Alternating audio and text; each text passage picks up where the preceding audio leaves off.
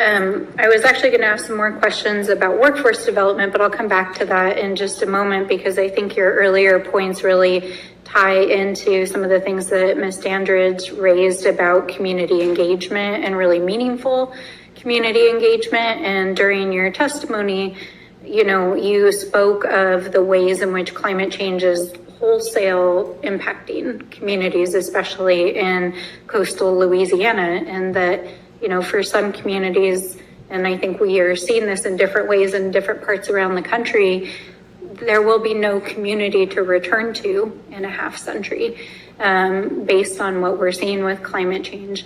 And so when you think about what a just transition is, what does meaningful community engagement actually look like? What do our federal agencies need to be doing? How do we have these difficult conversations with communities and make sure that people have a seat at the table into planning for the future and really thinking about what comes next?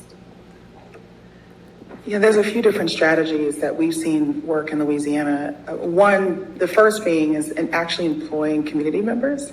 That's an easy first step. We've seen a lot of, whether it be public or private entities, consultants if they get a federal grant, they hire a consultant out of state and they hire out of state workers. That should be really unacceptable. And that could be an easy fix where a certain amount, a percentage amount has to be from that community. And oftentimes we've used local workers to do some of that work. These elders, families, mothers who could use an extra set of income, who are more than willing to do door knocking, who are more than willing to host a session at their home or their church or their community center. It's easy, low-hanging fruit. To that end, consultants are a major problem that we're not talking about. When I say consultants, water utility consultants, right? Your big firms that serve not just the United States, but globally.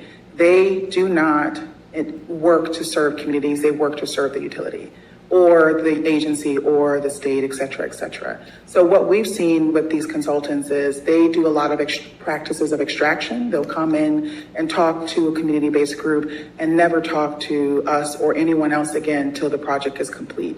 There could be an easy fix to that by just having consultants have a requirement to work directly with communities on a set amount of basis and that be attached to funding.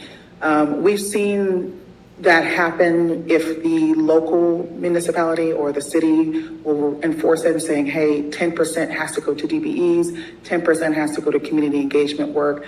That is a requirement, but that should be for everybody. That needs to be federally mandated to make it easier for that to happen. And then the last thing I'll say on community engagement is that we've seen a ton of progress on the areas of community engagement through some of the agencies when they do training. So we're talking about training here, but I've learned a lot in this role. Engineers, planners, architects, their idea of training is 3 working meetings and a presentation that's on PDF. That is that community engagement. So actually having skills and trainings that are either presented by the government or maybe other people that are employing that can help out a lot too, because we understand that budgets are real and that most communities may not actually have the budget to have a full-time staffer or a full-time person that can do that work all the time. But if they have trainings and expectations being set, it's more than feasible. So those are just, I don't know if that helps with that question, but those are things that we've seen, those small little tweaks that actually have really big impacts and outcomes.